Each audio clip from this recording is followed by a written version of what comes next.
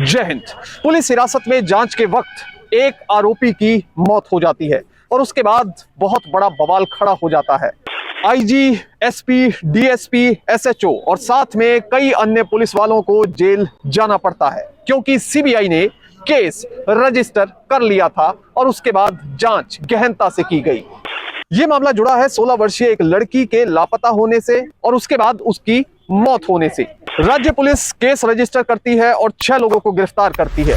6 लोगों से पूछ पड़ताल की जाती है। इस बीच एक आरोपी जो पुलिस कस्टडी में था उसकी अचानक से मौत हो जाती है। उसके बाद एसपी, डीएसपी, आईजी सभी भौचक्के रह जाते हैं और फिर सीबीआई को केस ट्रांसफर कर दिया जाता है। इतना ही नहीं, इस मामले की जब जांच चल रही थी और कोर्ट में पेशियां अलग अलग लोग भुगत रहे थे, तो इस बीच एक आईपीएस अफसर ने अपने बयान से कई तरह के सवाल खड़े कर दिए। इस आईपीएस अफसर ने कहा कि ये आईजी साहब मुझे बार बार प्रेशराइज कर रहे हैं कि मेरे फेवर में तुम कोर्ट में बयान देकर आओ। जय हिंद। हिमाचल प्रदेश के शिमला में एक जगह है कोटखाई। वहां पर 16 वर्षीय छात्रा के स्कूल से लौटते समय लापता होने की खबर आती है। इसके बाद 4 जुलाई का दिन था जब यह खबर मिलती है। ठीक 2 दिन बाद कोटखाई के तांदा के जंगल में इस छात्रा का शव मिल जाता है। जब छात्रा का शव मिलता है तो जो स्थानीय लोग हैं वो बहुत ज्यादा नाराज होते हैं, पुलिस प्रशासन पर भी गुस्सा दिखाते हैं। अब लगभग 4 दिन के बाद 10 जुलाई को आईजी जहूर हैदर जैदी की अध्यक्षता में एक एसआईटी का गठन किया जाता है जो इस मामले की जांच के लिए बनाई गई थी।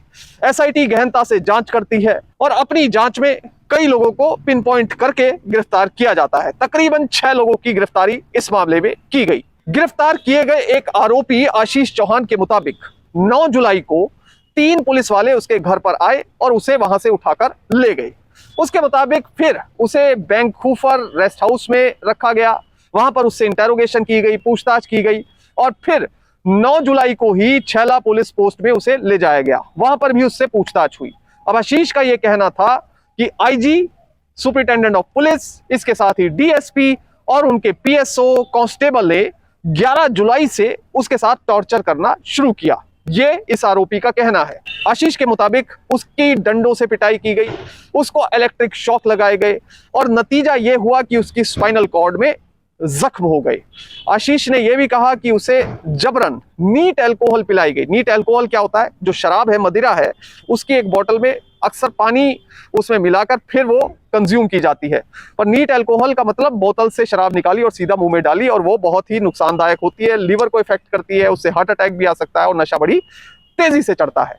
तो उसका आरोप यह था कि उसे नीट अल्कोहल पिलाई गई, भांग पिलाई गई और 13 और 14 जुलाई की रात को जबरदस्ती कई कागजों पर उसके सिग्नेचर ले लिए गए। आशीष ने यह भी कहा कि जुलाई 15 को थियो कोर्ट में उसकी पेशी करवाई गई। 9 जुलाई को गिरफ्तारी होती है जबकि उसको 10 जुलाई को पेश किया जाना था, पर तकरीबन 5-6 दिन बाद कोर्ट में उसकी पेशी करवाई गई और फिर ऑफिशियली पुलिस ने उसका रिमांड लिया। 6 दिन उसे कथित तौर पर टॉर्चर करने के बाद उसका ऑफिशियली रिमांड लिया गया और फाइनली आशीष चौहान को इस मामले में अदालत ने बरी भी कर दिया था। अब दूसरी जगह एक और व्यक्ति को गिरफ्तार किया गया, वो नेपाली मूल का व्यक्ति जिसका नाम सूरज था, उसे भी अरेस्ट किया गया। 18-19 जुलाई की रात को उससे भी पूछताछ की जा रही थी और कथित तौर पर उसके साथ टॉर्चर किया गया।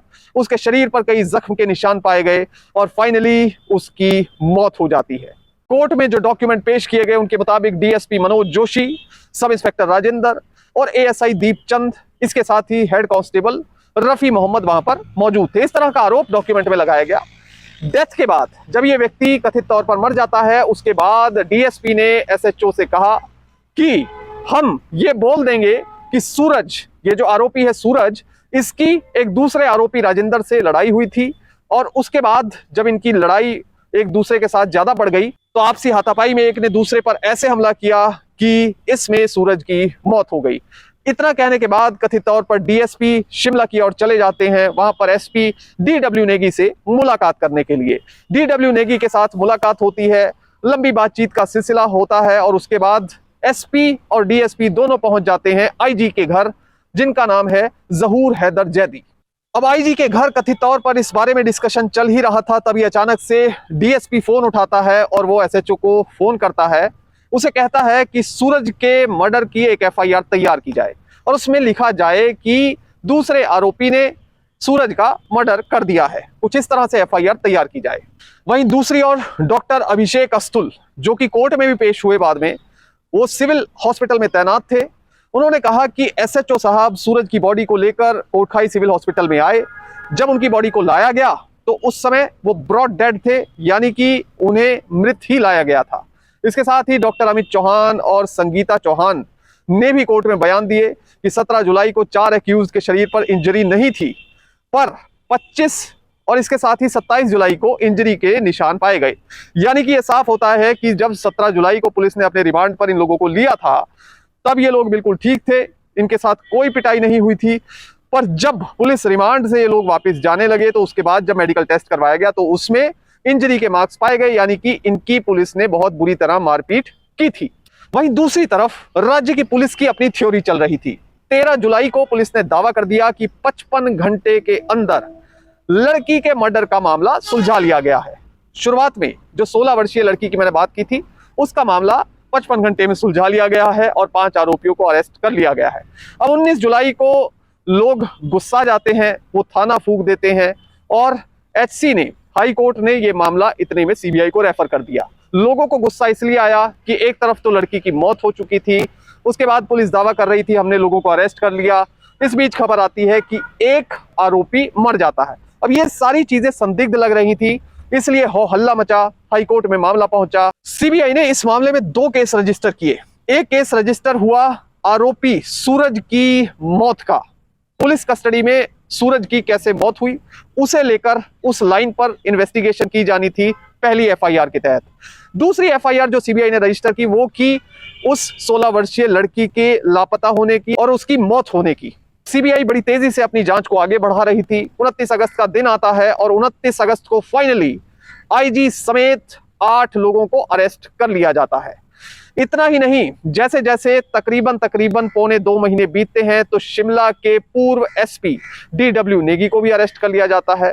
ऐसे ही 9 दिन और बीतते हैं तो सीबीआई अपनी चार्जशीट दायर कर देती है और 13 अप्रैल को आरोपी नीलू अरेस्ट हो जाता है। आरोपी नीलू वो है जिसने की 16 वर्षीय लड़की की हत्या की थी। 28 अप्रैल को नीलू को अदालत दोषी करार दे देती है और 18 जून को उसे उम्र कैद की सजा यानी लाइफ इंप्रिजनमेंट हो जाती है। अब ये जो लाइफ इंप्रिजनमेंट वाला केस है, ये एक केस है जो कि जहां से शुरुआत हुई थी, लड़की लापता हुई और उसके बाद उसका शव मिला। उसकी इन्वेस्टिगेशन में एक नीलू नाम का आरोपी गिरफ्तार हुआ, अदालत ने उसे दोषी माना और उसको उम्र कैद की सजा हुई। दूसरा केस था कि एक आरोपी की पुलिस कस्टडी में मौत कैसे हुई। उसमें आईजी को भी अरेस्ट किया गया, एसपी को भी किया गया, डीएसपी को भी किया गया, एसएचओ को भी किया गया, कई सिपाही भी अरेस्ट हुए। और जो इन्वेस्टिगेशन हुई उसके दौरान आईपीएस सौम्या संबाशिवन, उसने शिकायत की कि आईजी ने मुझे कोर्ट में उनके फेवर में बयान देने के लिए दबाव बनाया है।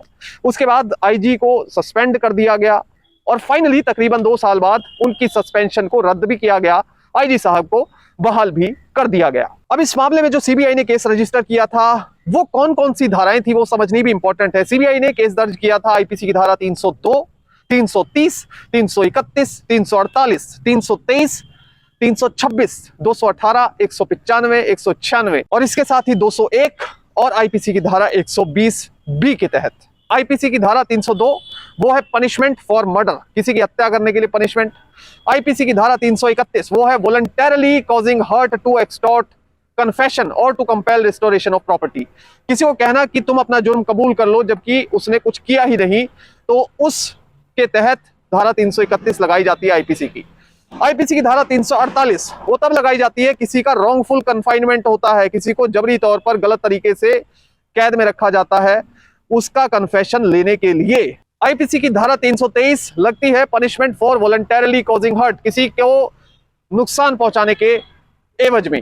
वहीं आईपीसी की धारा 326 वो कहती है कि voluntarily causing grievous hurt by dangerous weapon, तो उस समय ये लगाई जाती है।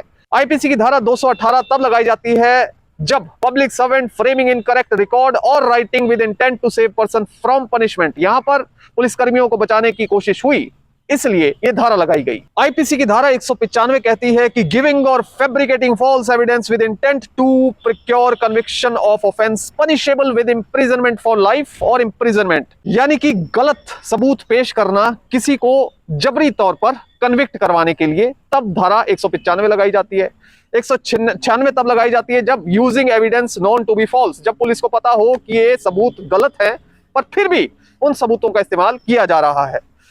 आईपीसी की धारा 201 तब लगाई जाती है जब causing disappearance of evidence of offence और giving false information to screen offender, यानी कि disappearance of evidence of offence की बात की जाती है तब ये धारा लगती है। धारा 120 बी आईपीसी वो लगती है जब पनिशमेंट मिलती है क्रिमिनल कॉन्स्पिरेसी के तहत। अब इस पूरे मामले में एक सीख हमें मिलती है कि चाहे कोई व्यक्ति कितने भी बड़े पद पर चला जाए, चाहे वो सिविल एडमिनिस्ट्रेशन में कोई सीनियर अधिकारी बन जाए, चाहे वो पुलिस में कोई सीनियर अधिकारी बन जाए, ये कभी नहीं सोचना चाहिए कि हमें कोई नहीं देख रहा है, कानून सबके ऊपर बैठा है। इस मामले में भी जांच चली, पुलिस अधिकारियों को सीबीआई ने आरोपी बनाया, आईजी स्तर के अधिकारी को भी जेल जाना पड़ा। ये समझ जाना चाहिए कि कानून हमेशा हर व्यक्ति के लिए बराबर है। जय हिंद।